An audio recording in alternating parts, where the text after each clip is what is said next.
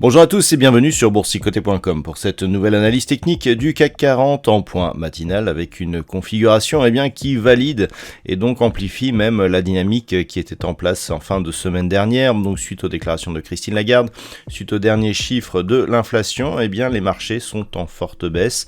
On vient ici marquer un gap baissier dès le début de cette semaine. On vient ici valider un contact avec cette zone des 6100 points, zone majeure qui était l'objectif suite à la rupture ici des 6200 points.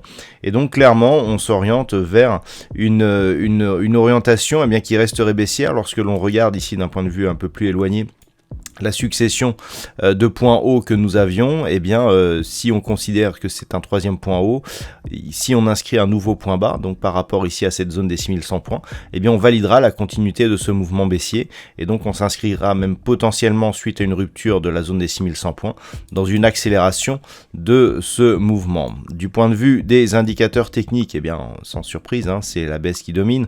On le voit ici au niveau des histogrammes du MACD qui ont une forte amplitude baissière, donc là on commence à rentrer vraiment dans une phase où la dynamique mesurée est relativement puissante. On est en survente ici du côté du RSI. On a un RSI ici qui s'inscrit assez fortement sous sa zone des 30 points, ce qui commence à nous donner une configuration d'excès, puisque cette survente ici et cette forte amplitude du MACD, on est quasiment sur des niveaux, d'évolution record par rapport à une dynamique classique. On est par exemple aussi bas que lorsqu'on était au plus bas de la crise, du début de la crise ukrainienne.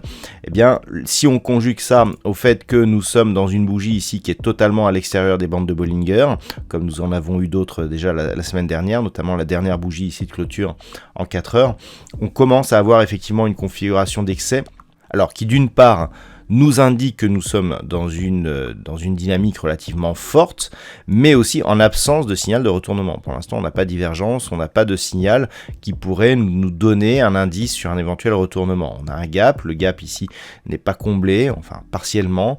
On vient de franchir ici une zone majeure. Alors, pour l'instant, le niveau ici qui est intéressant, c'est que c'est un niveau que l'on avait déjà testé. La zone des 6100 points, elle est tracée ici tout simplement parce que nous avions des niveaux précédemment qui validaient ce tracé.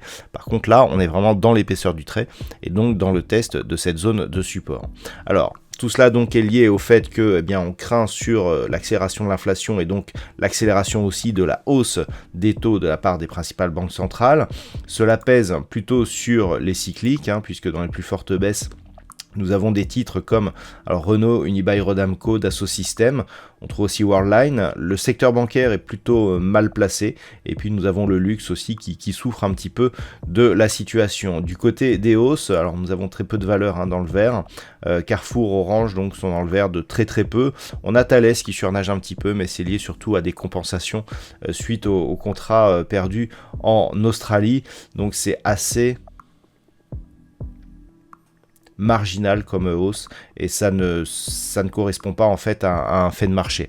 Donc s'il faut surveiller en fait dans ce mouvement, c'est tout simplement un éventuel comblement du gap, le fait que cette zone des 6100 points soit cassée. Si on confirme avec une accélération ici en direction des 6010 points, clairement on aura un vrai signal d'accélération, puisque par rapport donc à cette phase de hausse, j'avais tracé les retracements de Fibonacci.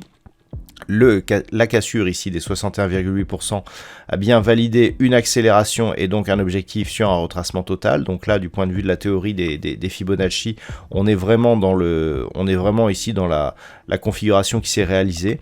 La rupture ici forte de la zone des 100% sur une phase d'accélération et d'une très forte dynamique, pourrait nous donner comme objectif cette zone ici, 6012 points, proche d'une zone intermédiaire déjà identifiée à 6010 points. Si on va plus bas, la prochaine zone majeure, elle est à 5720 points.